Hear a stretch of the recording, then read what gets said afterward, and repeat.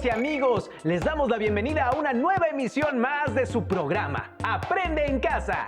¿Cómo están? Les agradecemos que nos permitan llegar hasta sus hogares con nuevos contenidos de segundo grado de secundaria. Les sugerimos que tengan a la mano papel y lápiz para que puedan realizar apuntes a lo largo de la sesión y llevar a cabo todas las actividades mismas que irán en su carpeta de experiencias. ¿Están listas y listos? ¡Comenzamos! Como estudiantes de secundaria, ya han tenido oportunidad de preparar textos que les sirven para abordar todas sus asignaturas y que les dan las bases para el estudio. Ejemplo de ellos son las fichas temáticas.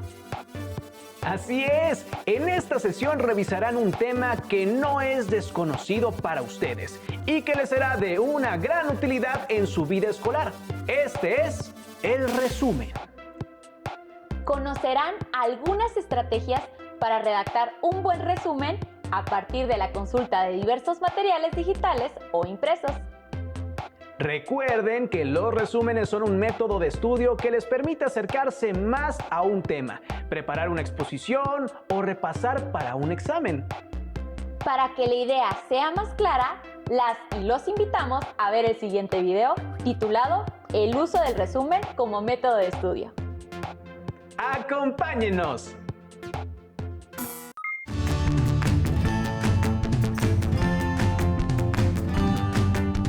Hola, seguramente alguna vez han tenido que hacer un resumen. ¿Recuerdan cómo lo elaboraron? ¿Con qué finalidad lo hicieron?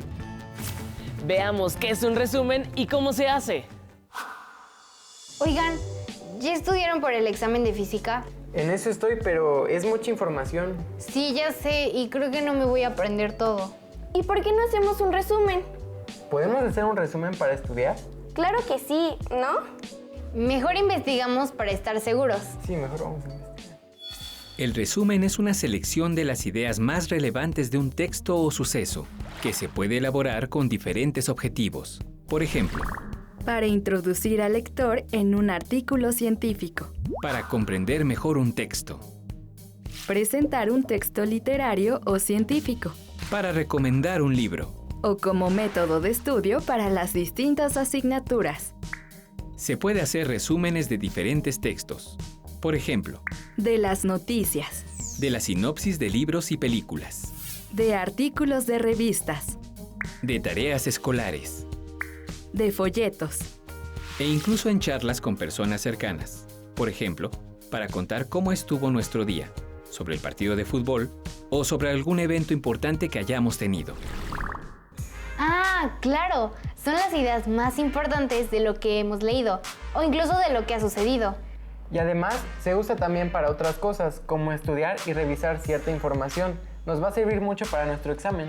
Sí, veamos qué más dice aquí sobre el resumen. Los resúmenes se clasifican básicamente en dos tipos.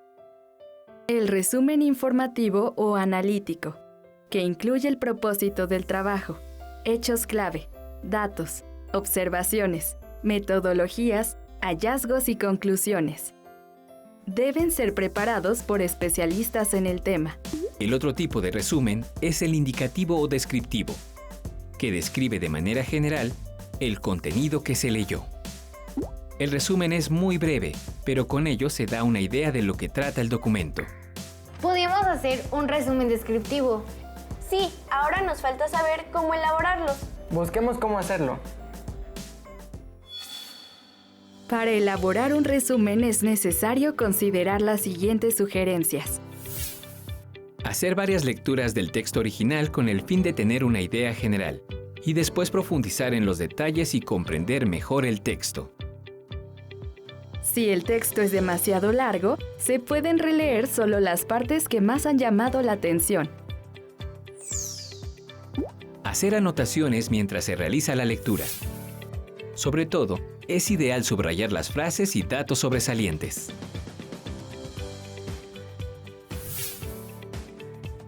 Verificar que las partes subrayadas tengan sentido y coherencia para comprobar que corresponden a lo más relevante del texto.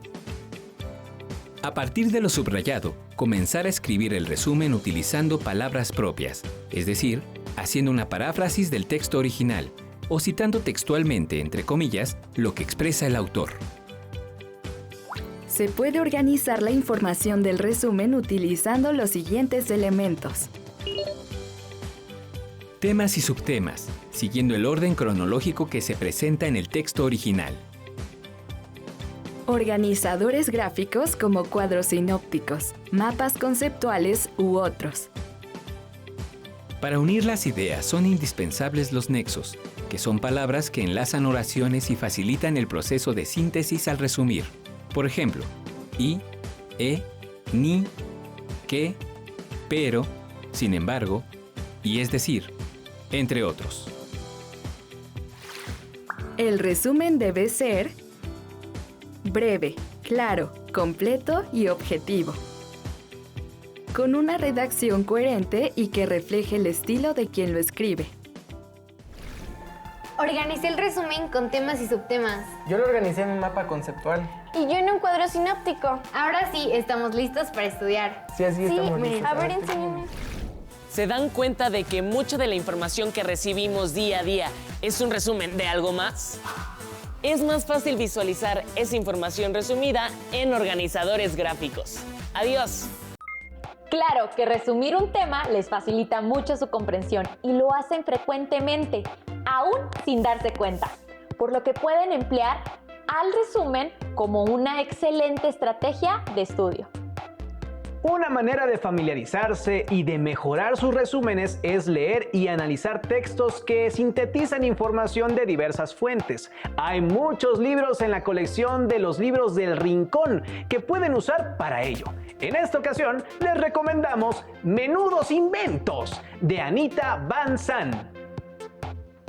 En la escuela, su docente les pide hacer resúmenes descriptivos continuamente. Pero una dificultad es que no todo lo que leen está impreso. Es verdad, particularmente con el uso de la tecnología, tienen acceso a una gran cantidad de páginas electrónicas que contienen información, por lo que deben saber distinguir cuáles de ellas son confiables y cuáles no, para que su resumen sea de 10. A través del siguiente video aprenderán a identificar fuentes adecuadas para realizar una consulta. Presten mucha atención.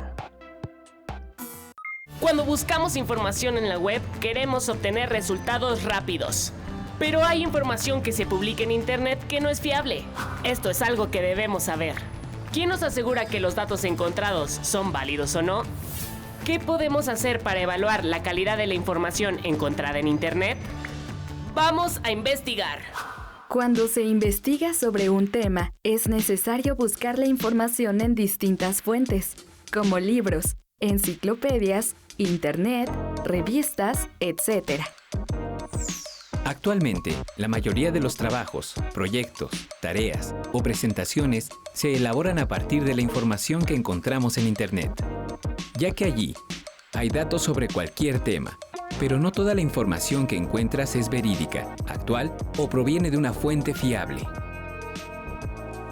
Hay que tener en cuenta que la web es un espacio en donde cualquier persona puede compartir datos, opiniones y creencias sobre cualquier tema, de manera que la información que está en línea no siempre es evaluada por algún experto en la materia o por alguna institución que la respalde. Por eso es importante validar la veracidad de esa información. ¿Ya encontraron información sobre la energía nuclear?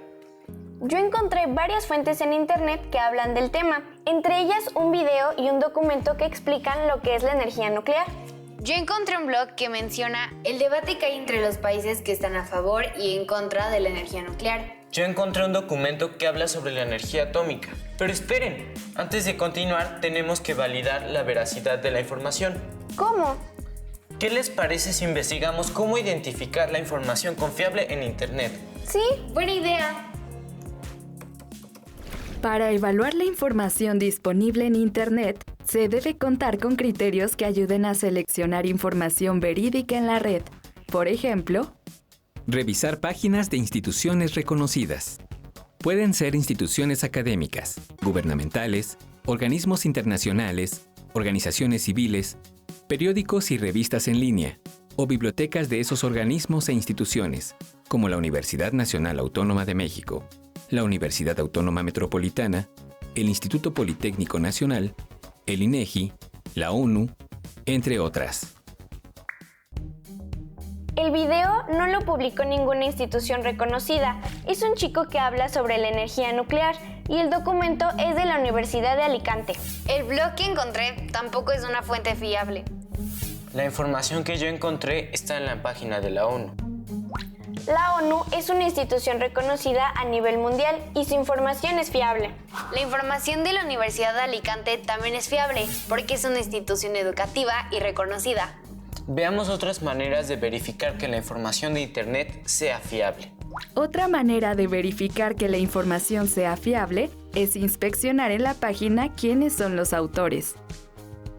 Es importante revisar que los datos que proporciona el sitio estén aprobados por un autor o institución de prestigio que brinde soporte académico o de investigación. De lo contrario, es difícil conocer el origen del contenido y quién lo elaboró, y si es o no verídico.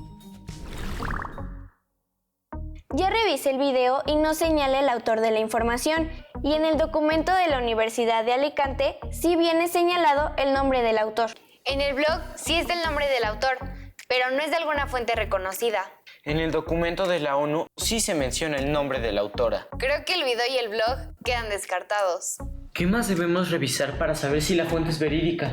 Veamos. Se debe revisar que la información encontrada contenga las referencias bibliográficas de donde se obtuvo esa información. El documento de la Universidad de Alicante sí tiene referencias bibliográficas.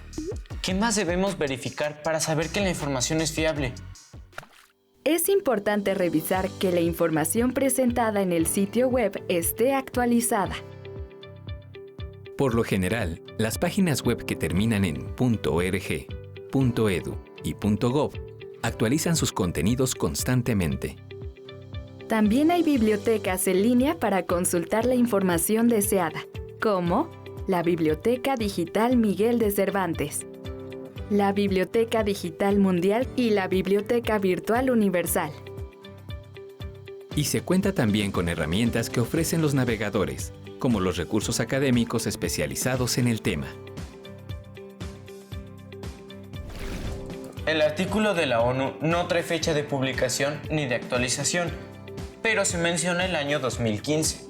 El documento de la Universidad de Alicante fue publicado en el año 2011. Entonces, nos quedamos con las páginas de la ONU y con la Universidad de Alicante para hacer nuestro resumen. Sí, y descartamos los sitios web que no cumplen con los criterios que garantizan la veracidad de la información, como el video y el blog. Entonces, manos a la obra. Sí.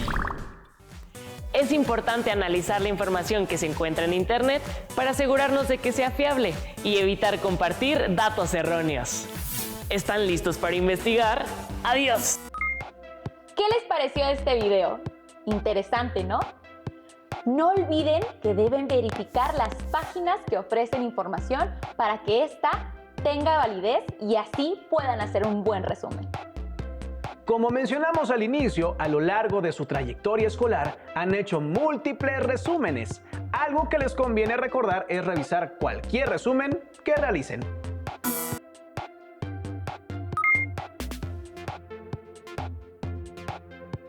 ¿Se han preguntado por qué en sus clases su docente siempre hace énfasis en la ortografía?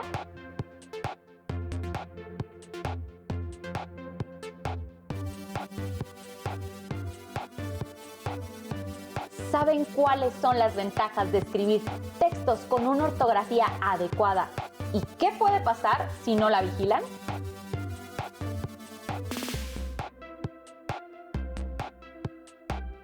Para que profundicen en este tema, las y los invitamos a ver el siguiente video.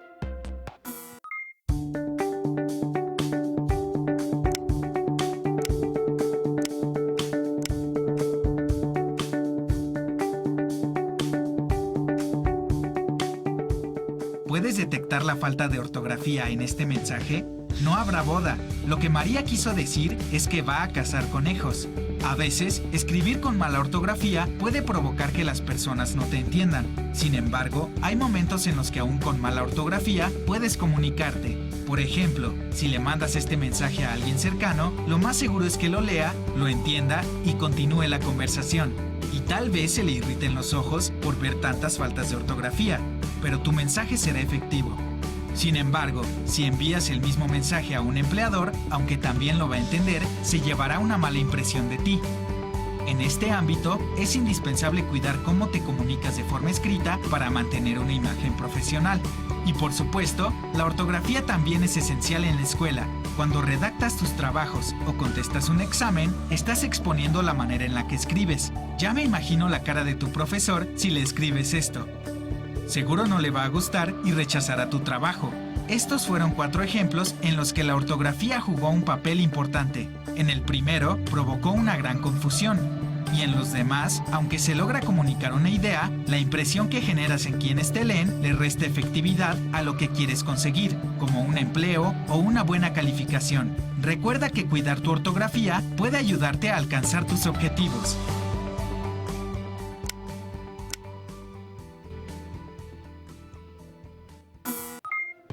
Como pudieron ver, la ortografía es una ayuda para evitar confusiones y para que sus textos tengan los efectos deseados en las personas que los leen. Cuando leen textos, deben estar familiarizadas o familiarizados con los distintos modos verbales. Se trata de una característica gramatical que les habla de la actitud ante lo que dicen.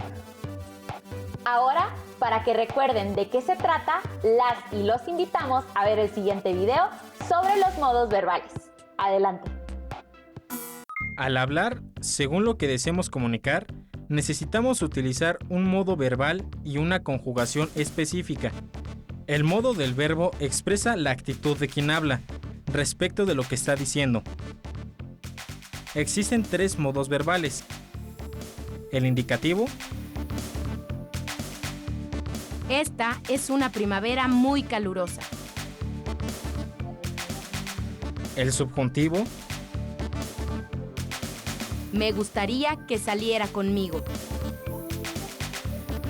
Y el imperativo. Salgan de ahí.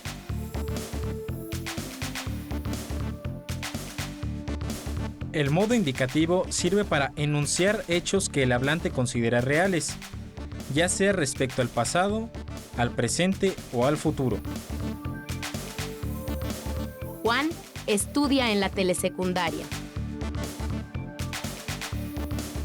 María Luisa nació en Tamaulipas.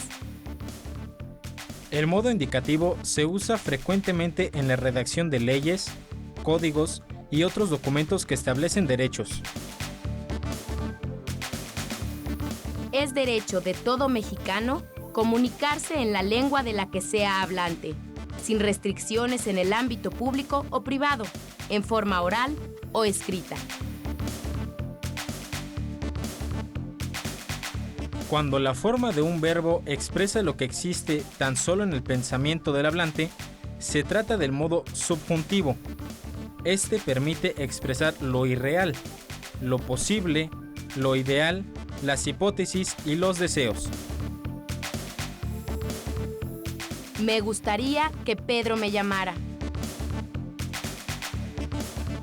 Si lloviera, la cosecha se salvaría.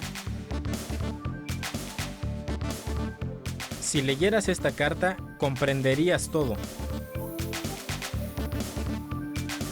El modo imperativo se utiliza para dar órdenes, expresar un ruego o hacer una petición. Tiende tu cama. Quédate conmigo más tiempo.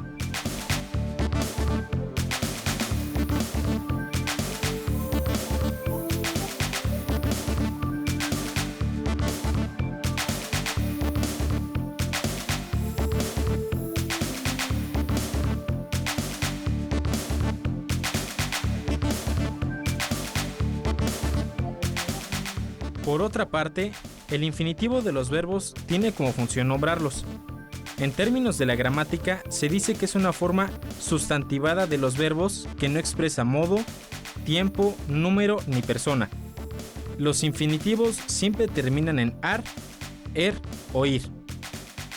Si conocieras mejor tu lengua, te expresarías con mayor propiedad y eficacia. Recuerda, aprender a usar la lengua tiene sus ventajas. Las y los invitamos a que elaboren un borrador de resumen de algún tema escolar o de su interés, consultando distintas fuentes que tengan disponibles.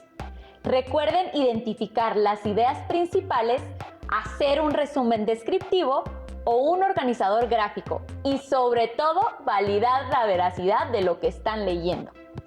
También recuerden prestar atención a la ortografía y al uso de los modos verbales en su resumen. Por último, las y los invitamos a responder las siguientes preguntas. Tomen nota.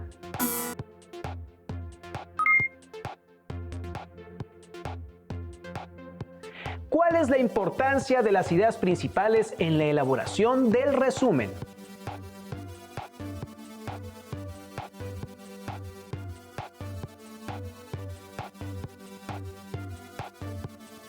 ¿Cómo emplearían un resumen descriptivo o un organizador gráfico en las actividades de casa?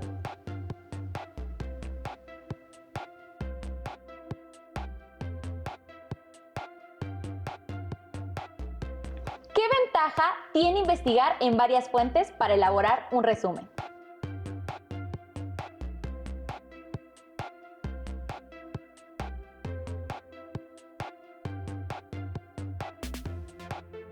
¿Qué beneficio tiene organizar un resumen del transcurso de un día en casa?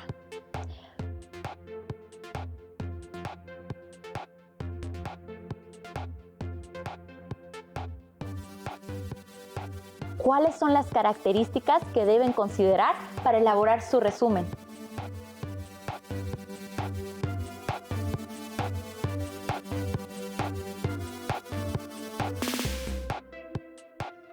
Les recomendamos compartir sus resúmenes con su familia para que puedan recibir retroalimentación y verificar que son claros. Finalmente, guárdenlos en su carpeta de experiencias junto con sus respuestas a las preguntas planteadas y las notas que hayan tomado. De esta manera llegamos al final de la sesión, pero nos vemos en la siguiente. Continúen en Aprende en Casa. ¡Hasta pronto!